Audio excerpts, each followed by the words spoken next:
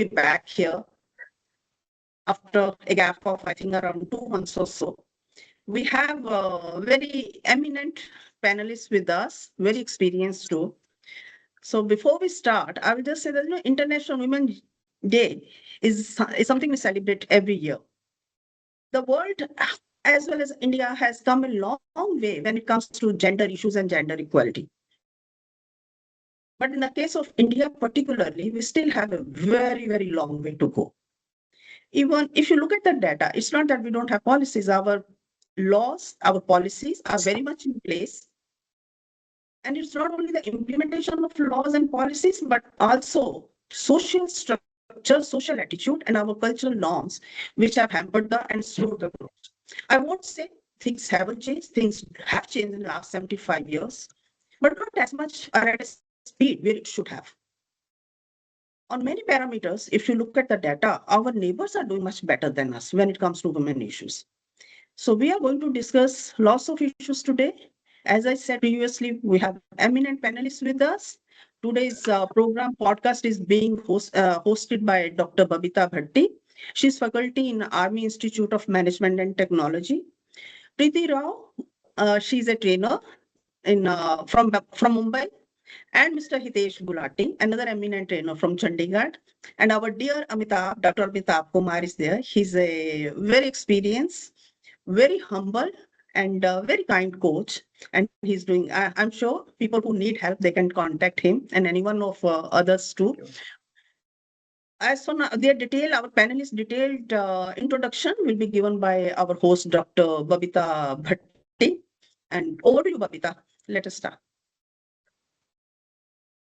Thank you, ma'am. Now, today's topic, I would rather term it as the gender issues between boardrooms and living rooms, the kind of realities which we are having at the work and in life.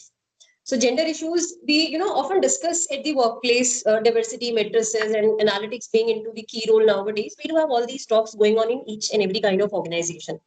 However, having said that, if we look at the data which says it is globally, women are constituting almost 42% of the workforce. However, it's only 31% of the senior leadership roles which we are having. Now, despite we so much, advocate the progress of the women over the decades, it's on an average 20% less than what men are actually getting and earning for the similar kind of work.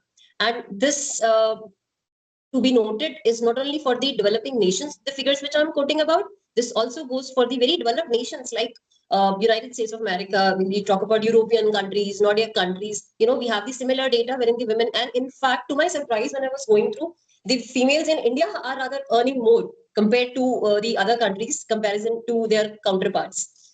So today and we are fortunate to have with us such a learned panel with us. And to start with, we have Miss Preeti M. Rao. Now, ma'am is someone who is having multiple identities. And I was quite amazed when I read about her and I was looking at her LinkedIn profile. Now, ma'am, I will shoot the first question to you and we'll start the discussion with you. Now, you are having such a diverse kind of profile and multiple portfolios you are handling, like learning experience designer, executive coach, diversity and inclusion advocate, professional singer, certified music coach, writer, speaker, and hold on, guys, there are more feathers in the hat. She's a entrepreneur, and the most important, she's an army wife. So, Preeti, with so many things going on in your life and everything, how do you feel that women navigate these identity expectations without losing your own authenticity and identity? Hi, Babita. Thank you so much for that lovely introduction. And I think it's a very well-crafted question and a very important one. So I strongly believe, Babita, that identity cannot be built in silos. Identity is built through an ecosystem that we thrive in over a period of time, through different experiences, through different people we meet. So when I started learning music at the age of 5, little did I know the impact it would have on the other aspects of my life. So being a singer, being a stage performer actually helped me listen better, pay attention to the nuances of nonverbal cues, understand what the audience are feeling. And this, in fact, helped me be a better facilitator, a better trainer. Being a trainer, facing the learners day in, day out, in fact helps me create better, relatable, relevant training programs, learning interventions. And of course, this has always pushed me to design, think before I craft a travel experience for a fellow Musafir as a travel planner. And all of this sits on the foundation of EQ and CQ that I have, built over a period of time in my role as an army wife. The exposure I've had to different cultures in India, because I love traveling, the different people I've met across different countries has actually opened my mind to be more adaptable and pick up experiences. So I feel, authenticity comes in when we don't define a specific role or try to navigate from one role to another, but we actually integrate them really well. Every skill I've picked up in different roles that I play has actually helped me enrich the other. It has, in fact, helped me be a better version of myself in the other roles that I have picked up. So I call this cross pollination. This has been the mantra of my life. Following this cross pollination term has made me more resilient, made me more adaptable, I think, which is key to the fast evolving, the constantly demanding business world today. So when it comes to meeting expectations, the question you said, I think cross pollination is my answer, has been my mantra that has helped me learn from every experience, every mistake I've done along the way. So yeah, I hope I answered that. Yeah, thank you, Preeti. That was really nice one, and it's I can totally relate with the army wives having to cross pollinate and the importance of EQ and CQ. Being in Air Force kid myself, I've seen that transition. So I totally agree whatever you said. Now, since you have a very good points like this, let us hear or let us try to understand what our male panelist members have to add on to this or have their viewpoints. So Hitesh, would you like to share something?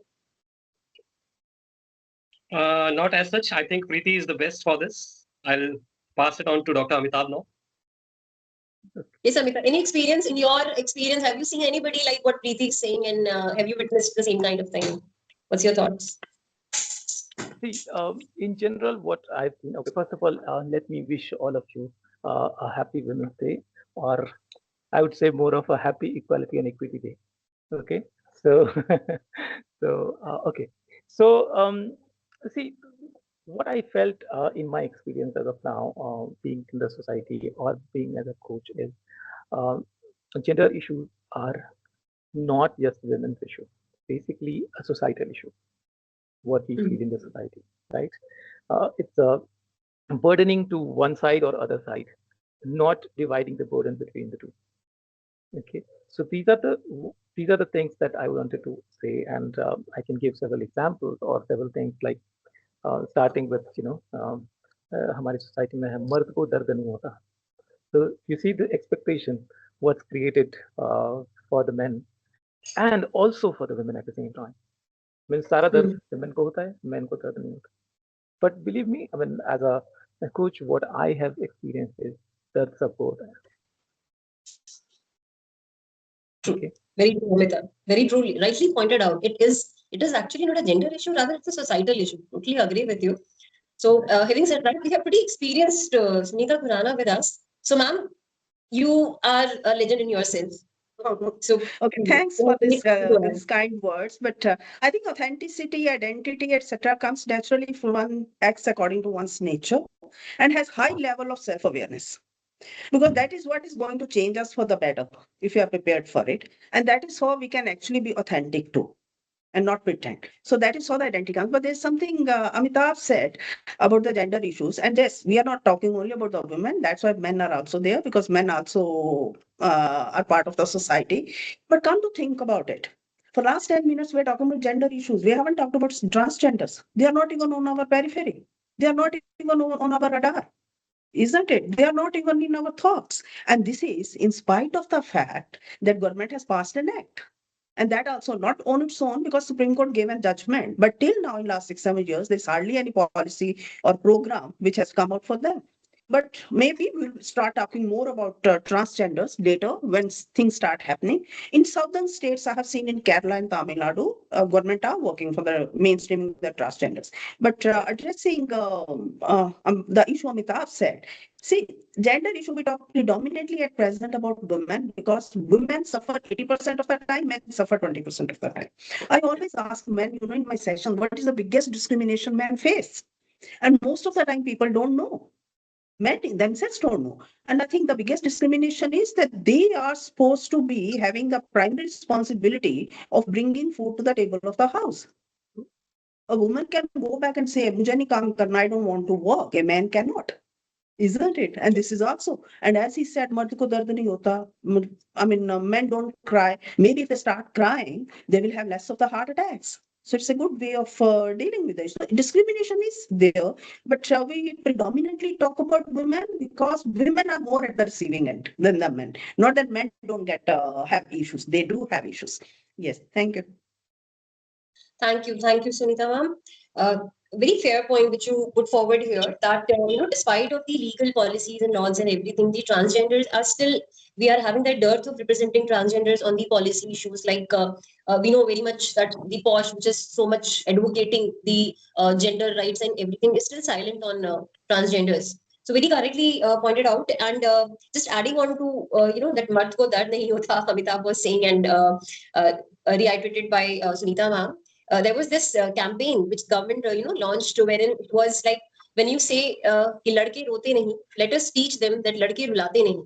So probably by that's how we can have a more equated kind of society with us. Right. So taking on the panel and the discussion for today, we are having Mr. Hitesh Gulati with us. Now, Hitesh is a human capital transformation and change and management consultant. Heavy words. And also adding on to the another cherry on cake, he's a motivational speaker and a corporate trainer with a pretty much vast experience of 25 years in customized trainings, HR, and organization development. So with this kind of role at one hand, Hitesh, you are pretty much dealing with the corporate houses, the different kind of, the demographic dividend and everything. So how do you feel that gender conversations in the workplace have evolved in India?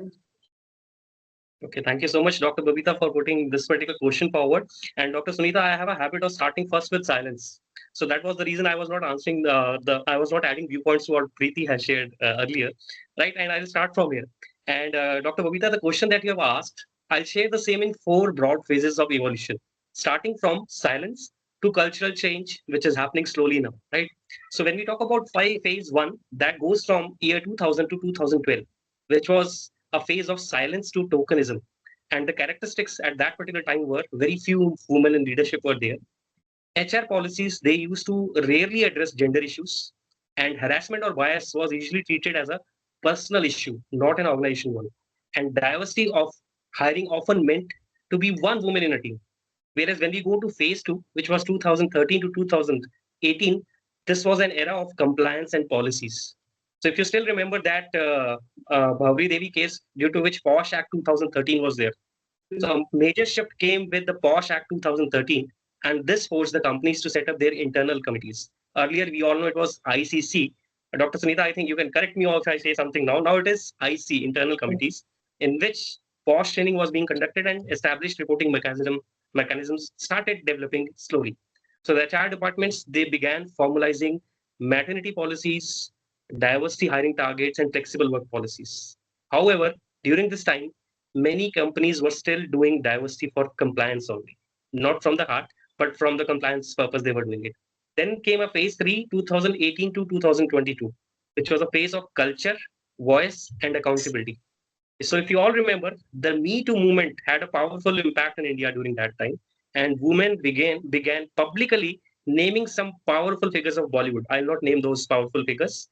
This triggered several workplace changes, like leadership accountability increased, HR started focusing on psychological safety, and organizations also began discussing about unconscious bias, women in leadership pipelines, and pay equity. Then came the phase 4, which was 2022 to present. And we all remember COVID was the major driver which basically pushed us to bring in those changes. So phase 4 was 2022 to present, which is a time of inclusion beyond gender. Now, I still remember what Dr. Sunita was sharing in the last question. Workplaces now, they have started discussing intersectionality. That means gender plus caste plus class. That is one. Another is LGBTQ plus inclusion. And lastly, parental policy, which is not just maternity now. It is about parental policy. I hope, Dr. Amitabh, we both can relate to this also, right? So overall, if we talk about this, organization in our country has moved from don't talk about gender to have a policy about gender, and now try to build a culture around gender inclusion. Very rightly pointed out, Hitesh. Thank you so much. This was pretty insightful. The kind of growth and movement which we are having from tokenism to compliance to culture, and finally to the day when we talk about inclusion. And here I would like to add, when we talk about inclusion at the workplace, the biggest thing which we are seeing nowadays happens to be the corporates which are aspiring to increase their workplace diversity. Last year in our institute, we had Pepsi coming for the sales profile. Now, as we understand, when they go for sales profile, they mostly prefer male candidates. But last year, Pepsi came with the thorough mandate that we will only take females. And trust me, they took around 15 to 20 girls. And what was the idea behind that? Philips, Pepsi is eyeing for increasing their workplace diversity. Also, we do have initiatives from the companies like Johnson and Johnson, HUL. I was reading about them that they had made it as a part of their policy directives that by 2030 we will have a minimum of 3% of LGBTQ in our workforce. That's the kind of initiatives which the companies are also taking to talk more about inclusion at the workplace. Very rightly pointed out. We need to, I guess wherever we are working, we also need to vouch for the more workplace diversity and acceptance. Yes. I was working on a research. It just came to my mind that we all talk about the problems and challenges which the LGBTQ community faces at the workplace. So I thought, why not talk about the other side of the table, the people who are working with the LGBTQ community. So even when I asked few people just to take a pulse of the research, I asked a few that what if you are asked to work with LGBTQ community? Tell me honestly. They had their apprehensions. They had their reservations. Kar lenge, they were not very much eager. So it is a fact that despite the companies and everybody working so much on this particular aspect, we still do have that hitch in the common masses towards inclusion and towards increasing this workplace diversity and everything. That's for a fact.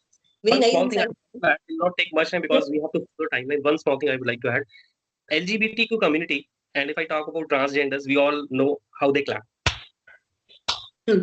उनकी ताली में जो आवाज होती है ना, वो हमारी ताली में आवाज नहीं होती है. And I still recall one of the panel which I moderated, and there was one of the transgender of very well known transgender from this Chandigarh region, right? And मेरे रोंगटे खड़े हो गए थे, and I was about to cry when I was moderating that panel. मतलब this shows their particular resilience also, their strength also. हमारी ताली में वो आवाज नहीं होती, उनकी में होती है और अंदर से आती है, right? I'll stop here only. Thank you so much. Thank you. But right now we are having LGBTQs, in the political area also. So things are improving, I believe. So thank you, Ritesh. Moving on, we have Amitabh. Now, Amitabh is a seasoned coach and a mentor, and in my personal experience, he is very thorough in making you understand the things and guiding you through any kind of problems or issues which you have. So, Amitabh, with this, do you feel that gender conversations are often focusing on women? However, when we had Me Too, we also had He Too. So being a male member, do you feel that men also face the traditional gender expectations?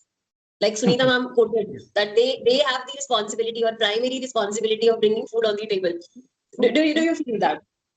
Yeah. See, I'll point out a couple of things. I'll summarize what eminent panelists and Sunita ma'am have already pointed out.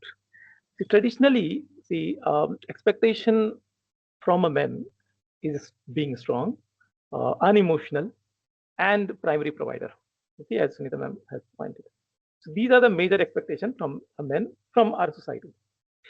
Now, see what the men are feeling at the time. If you go deeper about their emotion, they have to always appear confident, successful, without emotion, without vulnerable, and not need to ask for help.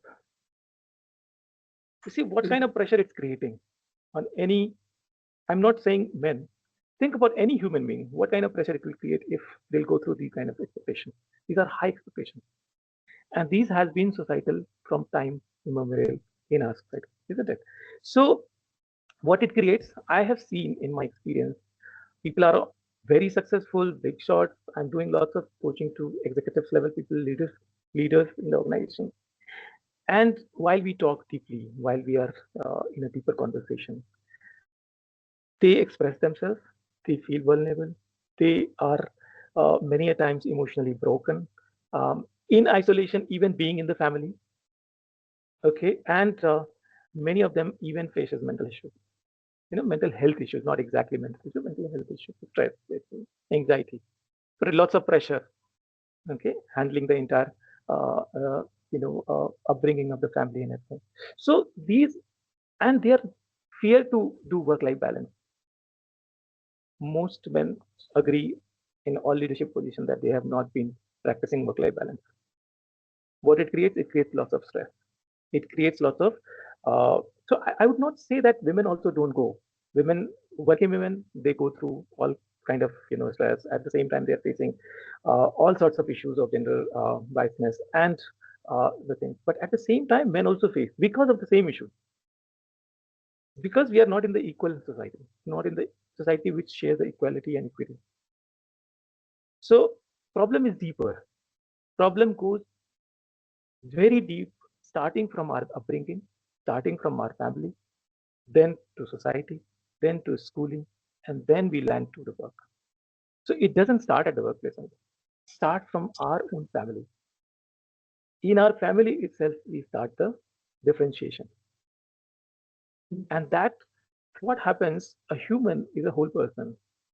And the base, the root of the human is basically what values that we develop from the childhood, what strengths that we develop from the childhood, what we learn from the childhood, whether it is from the family, from the society, from the school.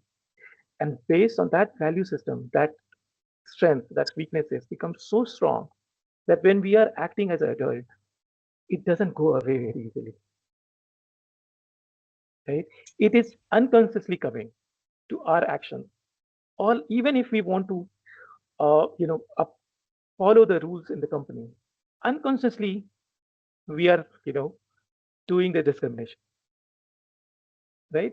So we have to work very, very consciously, starting from obviously changes are coming even in the organization, even in the family, even we are seeing those changes in the last 20, 30 years, but we have a long way to go. A long way to go. Yeah.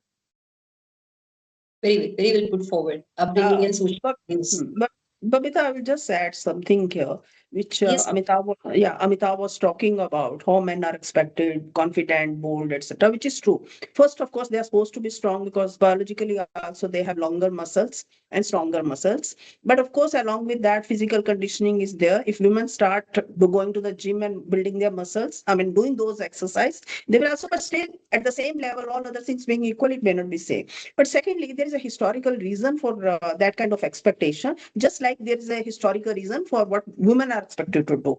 Okay, and that is where the traditional gender roles come. So men are supposed to be going out, knowing the world, what is happening and how it is happening. Women were confined to the home, so they were not supposed to know much about the world. And that is why, men have to be the doer outside and women are the doer outside. This basically revolves around traditional gender roles, which we are still keeping up with in most of our household.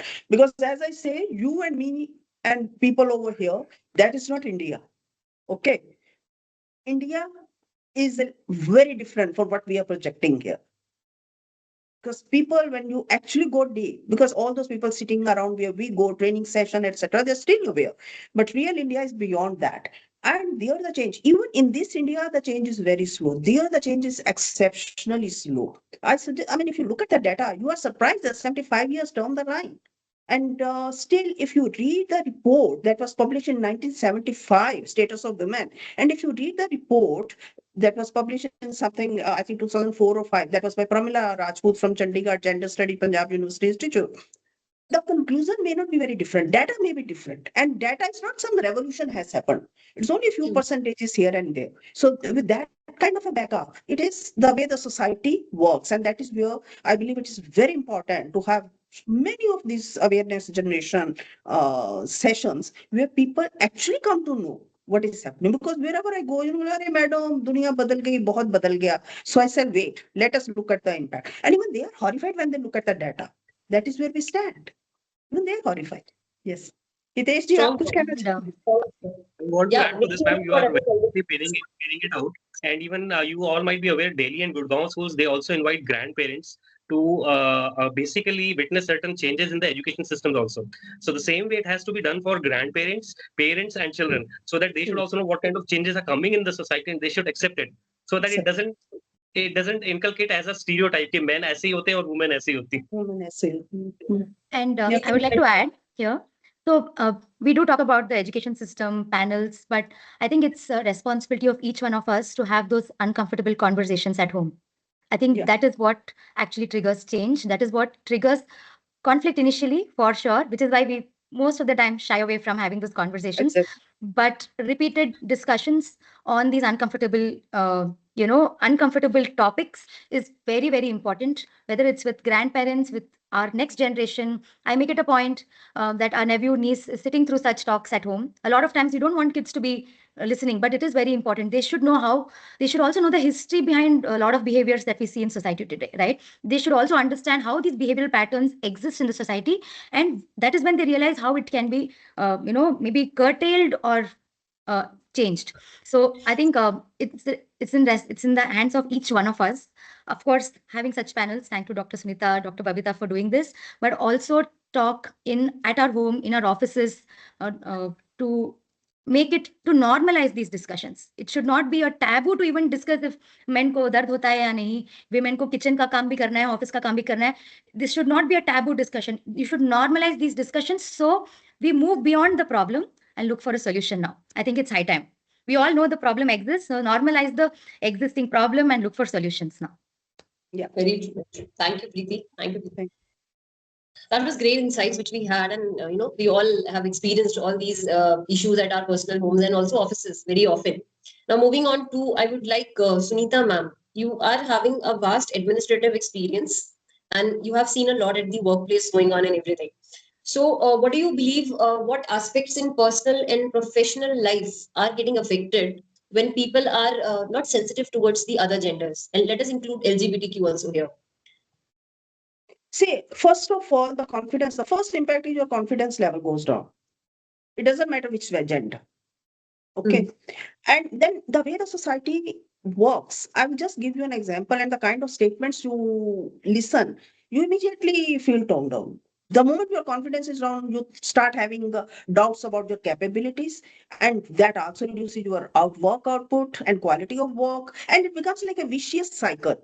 Then obviously your output, then you are not graded as good or even outstanding. But then I always say, yeah, all men are not outstanding. Why women have to be outstanding? When men can be good and average, women can also afford to be. But if a woman has to stand out, she has to be outstanding. Why? Isn't most of the men are not outstanding, isn't it? So I think it should be normal for the women also to be what they are and to act in a manner that suits them. So that is not an issue. So when we talk about the gender discussions, generally, and I'm not saying it's only men who are doing it, women are equally responsible for where we stand. We always look for easy jobs. We always prefer to get an easy posting relatively. I'm not saying 100%. There may be 1%, 2% exceptions, whichever area you talk about. Women are also responsible for their financial illiteracy. And when we talk about women empowerment, okay, are women, do we really want to be empowered? I have seen the earning women who are taking salary home, who are contributing to the financial well-being of their household. Okay, to them, the definition of empowerment ends with them buying a suit or sari without asking permission from their husband. That is the sense of empowerment. And this is the reality. How many of us actually can decide finance plan, how we have to put in the money? Because somebody else is doing. You ask me, do I? No, I don't. Because am I good with numbers? No, I'm not. Okay, my mind goes blank. So we are also contributing to our own polite. And similarly, if you talk about the social society, I remember there was a time I had taken my mother-in-law to the hospital, and I can never forget that incident. So doctor emergency. So doctors were looking at her, and suddenly I heard somebody, a technician over there, telling another guy who was arguing with an attendant of another patient, और जात के साथ क्यों बहस करते हो? Now this is a workplace. I forgot all about my mother-in-law. I said, how dare you say औरत जात के साथ? The guy was a Rayhanvi, and he also first he tried, then he said, folded hand, okay, ma'am, sorry. I said, don't use this kind of a language. So these are the kind of impressions, these are the types of reaction you get, whether it's workplace or at home. But in government generally, okay, work is allocating according to whatever you are supposed to do. But as I said, still, women prefer some easy posting where they don't have to put in the heart. So it is like double-edged sword because they have to look after their home, they have to look after the office work, they have to be the earning, they have to manage the household because men still, if they do, they only help, they don't manage. And help is very different from actually managing the household. So discrimination as such, I don't think it is that widespread if women are up to the job what is available and they want to do it, but many a times the conditions are such that women cannot be allowed. For example, most of the places women are not allowed to work at night even if they want to. Okay, so the laws are also in place, so these are the small conditions, but otherwise I have seen that women are competing everywhere in every area in every field. But the hesitation is always there. For example, if you want to send somebody outside the office, you are always looking for a male hand, isn't it? You don't want to send your the female who are working with you. So that's the kind of competition there is. Yes.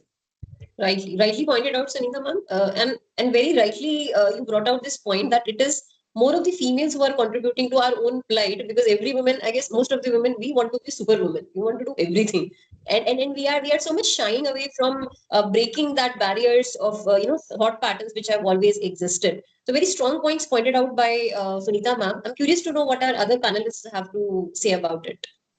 I think, Dr. Sunita, Yes. the hospital example that you brought out, I think was very, it actually triggered another memory in my mind.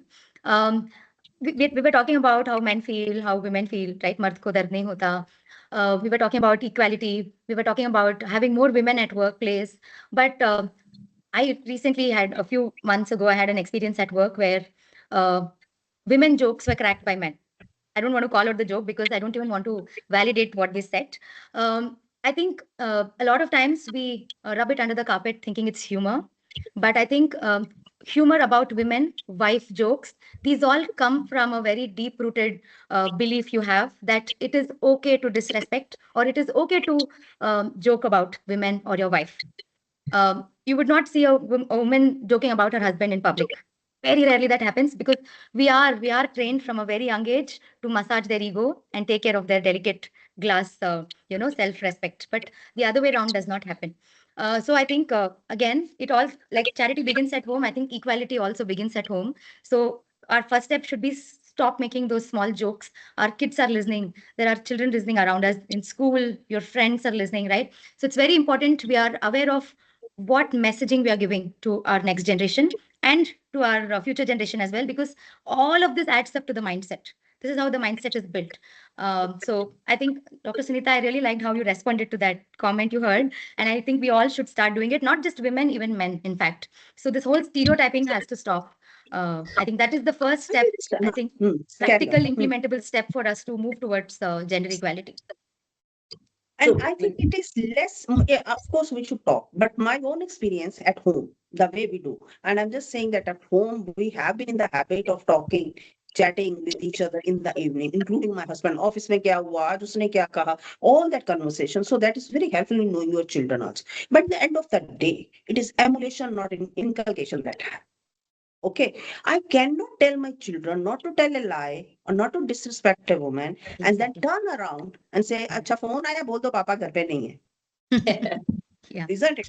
I cannot tell them to respect their the girls and then turn around and shout at my wife. Yes. So that is where emulation is very much. So practice what you preach. Actually, start practicing what you preach. Preaching will not be required if you practice. Very Only true. last week I was in one of the session, the secretariat parliament, and one gentleman, and he is from Haryana, and he came later to me. He said, "Madam, जो आपने कहा वो सब तो हम देख ही रहे हैं," and he enjoyed the session, of course. But then what he said was that whatever the way I treat the women and I respect them a lot, I have learned from my mother and my father. Okay, and this is what he was saying that I ensure that happens at home. Then he narrated that he had when he got a daughter. So there is some ceremony, I've forgotten the name, which is held after the birth of his son. So he said that I wanted to do that for my daughter. And mother who was otherwise is very liberal, and people around were asking, how can you do it? How can you do it? So कहता मैंने वो ही फिर कोई और नाम देके किया that okay I must celebrate the birth of my daughter. So that is how the people change. It's also because the support of the mother, parents, etc. is there. So family emulation is very important. So practice what we preach and talk. Rightly pointed out. Hitesh, you would like to add? Hitesh, Amitabh? To add two things, a few things I have also changed in myself. Instead of saying something to my wife sarcastically, I always request her. I'll give a very small example. A lot of times she forgets to put off the choke of Activa. Earlier I used to say, हाँ भूल गई होगी मेरे को पता था. Now my way is, even though if it is forgetting it 90% time, I always say, please, Dipali, can you please put it off once you have used that particular Activa? So that has changed her particular way of talking to me also. That is one thing. Another is, as a learning for all of us, I think for male members, Dr. Amitabh, I'm talking to you and other male people also. We should always praise our partner if they are helping us in our professional things. And we should publicly say in front of others, even though she is not with us, that these are things she has helped me out in my domain, in my profession. And lastly, one thing I learned from Dr. Sunita, I am helping her and partially I am managing the home. But now I'll change my orbit from only helping to managing the home. Thank you. That's a good practice. So some benefit out of this session. That's how it is. True. So I think Amitabh, it's a very good thing that our panelists are on board and they come from that household, and their own personality and persona and behavior is so good that everything what we say brings forth what we say authenticity. The very first question, isn't it? Because we are accepting our flaws, we are accepting our changes, and that is how the learning happens. Yes, Babita. Oh, yeah. Amitabh, you would like to add something? Okay, so while everybody has already added most of the point, yes, it's a very valid point that we need to first of all accept that in our society there is gender biasness, there is inequality. First of all, acceptance is very, very important. As we have more or less we have started doing that, or we have done that, we have started accepting. At the same time, as Mr. Hitesh or Sunita and Preeti has already pointed out, many are places to counter the jokes. Like for example, yesterday I was going with someone, and there was a woman driving besides our car, and suddenly when she took the cut, the male driver along with me commented, "See how the women drive." Then I asked him, "Do you think why she drives like that? Why she is driven like that? Do you think why? It's not about men or women. It's about the practice. You did more practice, you drive better. And I have seen many women who drives even better than you. Okay, so it doesn't matter who drives. It matters how many practice somebody has done. Okay, so if she has done lesser practice, that might be the reason. You might have done more practice, that's why you are driving better, maybe. So we need to mind our, words, whether it is for men, whether it is for women, mindfully, as ma'am has said, being authentically and being mindfully. So that from home, from our society, or from our even we learn a lot from our religion as well. Whatever things that we have learned about being biased, we need to negate those.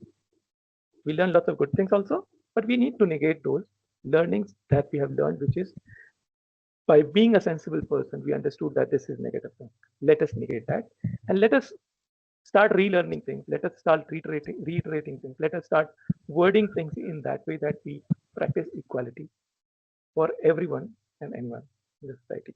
While ma'am has also pointed out taking the job responsibility, not women not taking or something like that, tougher job or something. Um, I would think a little differently here. Let's see if there are 10 men. All 10 men also don't take all, high responsibility work or more tougher work, right? There are men who take easier work. There are men who are capable of taking high responsibility work. It all depends on their each and everyone's quality and skills and all those different parameters. So we cannot put it a women because of that in one. There are women who are taking very strong responsibility. Very big. There are women who are pilots. Okay, I cannot imagine being a pilot. So similarly, there are women who are in army. There are women who are doing lots of strong jobs, and where men have been dominating. So It is among the women also, there are strong and weaker or lesser skilled or something like that. Among the men also there are. So this biasness we need to remove. There is nothing like that. There is one, women are weaker or men are weaker. In each group there are weaker. In each group there are stronger people, right? And everyone has their own quality. Everyone, I would even not say weaker or stronger. I would say everybody has their own capability, own strengths and own weaknesses. And based on that, we are actually they are adopting the job, they are performing the job, or whatever they are doing. At the same time, it is also important that due to some of the physical, realities, women have to perform some of the roles. For example, parental role in that women has to play a bigger role. So obviously, we need to accept that. And instead of denying it because of that, many places I've seen that okay, she's women, she will take leave because she has to go through the maternity. So let's accept that fact that okay, she will take leave. That doesn't mean she'll perform bad. She will come back and perform. Why not we accept that? Instead of at the time of hiring itself, we are saying that she will take more leave. So these kind of biasness we need to remove, and that still we need to work a lot, I think. And we need to start working from the home, as Preeti has also mentioned, from home, start removing from our thought process, even questioning our religion if it gives us strong learning, being in the patriarchal society. So we need to question everything critically and accept things towards equality and negating things which is creating inequality. Okay, Amitabh, since you have and the other panel members also have very beautifully brought out many aspects of when we talk about gender equality and gender issues at the workplace as well as the personal lives. So there is, if I want to conclude and sum up what we have been discussing from the past 1 hour, there is this one question which I would like to put forward to each of the panelists. That what do you feel when we talk about organization diversity and inclusion and everything? Where is this gap lying to bring about this change? Is it with the policy? Is it with the leadership? Or is it with the culture as such? So where is the gap? What do you feel? Should I start? Should I go ahead with this question? Yes, go ahead. Okay. So see, first of all, I see the issue is at the acceptance level itself. Whether we tell that we are accepting there is a gap, still there is a lot of issues in acceptance itself. Is there is a gap? There is by just making the policy, by just hiring women for the company, it doesn't create the culture of acceptance. The culture should be built basically in the organization, at home, everywhere. That okay, they are equal. We all are equal. Okay, and we all have the voice to be heard. We all have, this is called allyship basically. After acceptance, finding the allyship. So everybody's voice should be equally heard. Everybody should be acknowledged in the meeting or in the discussion. Somebody should not be ignored. Okay, ये है, ये क्या बोलेगा, इस तरह से, या क्या बोलेगी, या ये इसका क्या लें. So instead of hearing or ignoring, not hearing or ignoring somebody's voice, we should hear everybody's voice. We should include. Inclusion should be there in terms of not only the policy, but in terms of the thinking and behavior, the action. Yes, we can say we can have a list of everybody sitting at the table. So, Sunita ma'am, what do you feel that when about implementation part, since you have worked with the government sector and you have worked at policy making and everything, so what do you believe a government should do to implement those policies which are very nicely quoted? See, as I said in the beginning, we have the best of the laws. There's no shortage of it. Okay, implementation is an issue. But implementation itself, in our case, in particularly gender issues, comes later. Women have to come forward. My own assessment is the women who are actually suffering. And I'm sitting here, okay, and I always say, wherever I give a lecture, it is like Deepak Tale Andhera. My own cousins have problems. My own niece has problems. Have I been able to solve it? Okay, you can only try to put the sense until our families on board. That is a kind of condition because the women who are actually suffering, they don't go to seek assistance either from the police or from the law because all the best efforts are to somehow save the family and the marriage. So it's a scenario is very, very different. So for implementation, first you have to seek help. Isn't it? Now, when it comes to policies, many of the policies I have seen, the solution itself becomes a problem. You look at maternity leave. When it was 3 months leave, Okay, I'm not talking about MNC. Government in any case follow all its own policies. That's not an issue, and it can afford to. You look at maternity leave. When it was 3 months, medium size and small size companies, they never used to grant maternity. They will say, okay, resign, come back after 3 months and join it because they can't afford or they don't want to give that 3 months salary. Now, when it has become 6 months, obviously they will stop hiring. Pepsi can hire, Johnson and Johnson can hire because they're the big companies. So the solution itself becomes a problem. Now, problem is also with the government, which I look at it, where the way I look at it, we are always following Western countries' developed world policies and programs without realizing where we stand at our developmental level. Okay, and people, we as people also expect government to extend all those facilities, even when government doesn't have those kinds of deep pockets.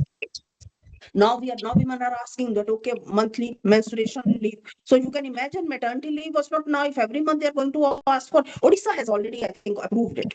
So do you think companies are going to hire women? They will find some excuse or the other. And I've said, I'm not talking about big companies. I'm talking about mid-size and small-size companies. Margins in business are very, very low. So people, most of them cannot afford. Many companies can afford, they don't want to because they can get away with it. So I think somewhere we as women, I'm not an activist, but those who are fighting for it, the women activists, because women have not got anything on platter. Women activists had worked very, very, very hard to achieve whatever we have got. And we, most of us sitting here, are beneficiaries of all those, their hard work. So I think we as women should also know, try to be a little bit more realistic about it. But my only fear is that the way this is going, if you start asking for so much of a leave, then these small companies, government will not be affected. They will continue to do whatever they are doing. Big companies will hire. But most of the employment is in the mid-sized companies and small-sized companies. So you may find that women have disappeared. Already, if you look at the data, just 3 4 years, till 3 years back, it was India, maybe the solitary country where women work participation rate has gone down 10%. I was like horrified. How can it be? You look at any emerging country, Brazil, and in any case, otherwise also it was not very high, but went down to 15, 16% from a very high rate of work participation rate. Now it has started coming up. So with that, these kinds of policies, so there is always a conflict between what we want, what should be there, and what can be done. Somewhere, I think maybe over time, in another few years or decade, when we reach that development level, we may be able to afford it also. Yes, Preeti wants to say something. So I'm very tempted to agree with you and also add to what you're saying. I think in the policy making level, Dr. Sanita, I cannot agree more from what you're saying. It's very important for women to be aware of, when they're asking for the menstrual leave and all of that, it will have an impact on the recruitment as well. But when it comes to implementation, Dr. Babita, that you pointed out in this question, a lot of training requirements come in the implementation level. Okay, so when I do this research, like you said in the beginning of the discussion today, I think across countries, across businesses, more than 40% are women today, right? But still we hear problems like microaggression, workplace bias very often. So where is the gap? I think the gap is we have gender diverse teams, gender diverse organization. We don't have gender intelligent teams. For many, many years, men have been, in these workplaces and they've had a way of working. And because it's been one gender, their way of reacting to situations, their way of identifying risks are different from how women do. It is very important for us to understand that men and women are wired differently. Physically, we know our brains are also wired differently. So the way we respond to situations are different. And I think gender intelligence will help us bridge this gap because when you're then gender intelligent, you start identifying the strengths of the other gender. Also, you identify, you appreciate what the other gender is bringing to the table.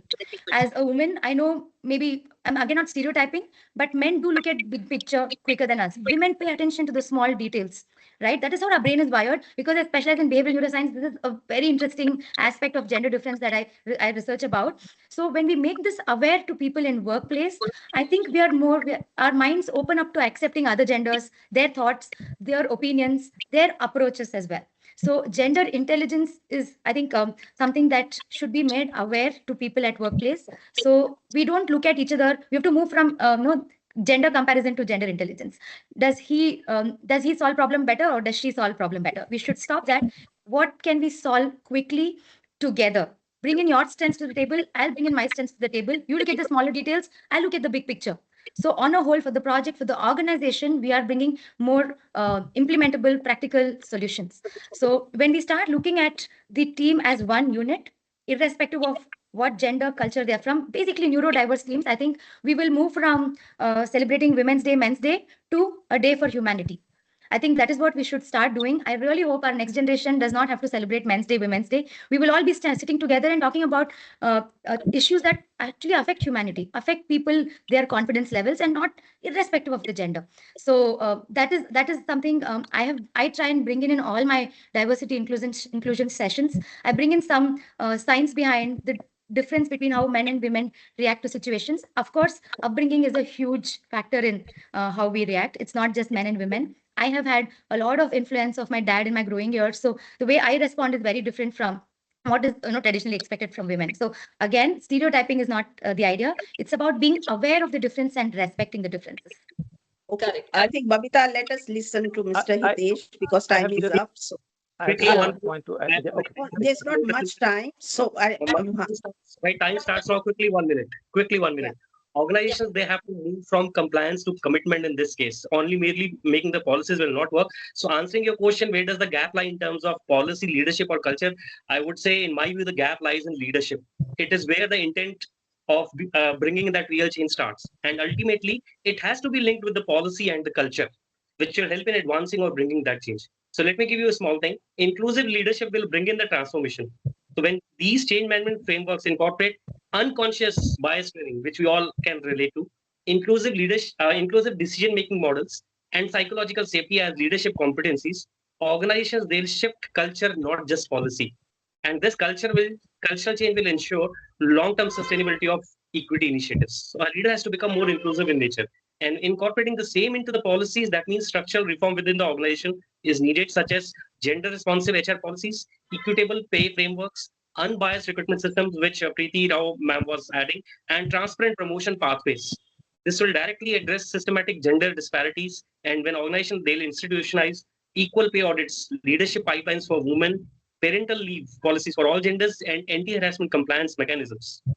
They'll automatically operationalize SDG 5, which is gender equality, and SDG 10, which is reducing inequalities, rather than endorsing it theoretically. So this is how we can move from compliance to commitment, which will become the engines of structural equity in an organization.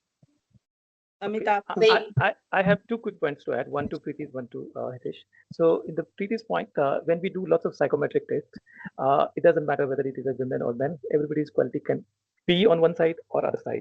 So I would not, so we should actually not stereotype, or we should not characterize skill or quality, whether it is for women or men. We can, if somebody is having gap in skills, we can fill those skills through leadership development opportunities for men or women both, or any gender for that matter. Or we can find a suitable opportunity, like many of the companies does, or many of the, even now it's happening in the school, that you do the psychometric test and then only choose the course. So similarly, it's happening in the companies also. There is a psychometric test and choose the role, or if the fitment is there for the role or not. That is not based on the men or women. That is based on psychometry of anyone and everyone. So it could be, we cannot put men or women in one character because of a certain behavior or certain biological things. You can see the examples happening in school now. Earlier, the percentage of having science stream for the men student, I mean young student, male student were taking more, but now you see percentage has changed now.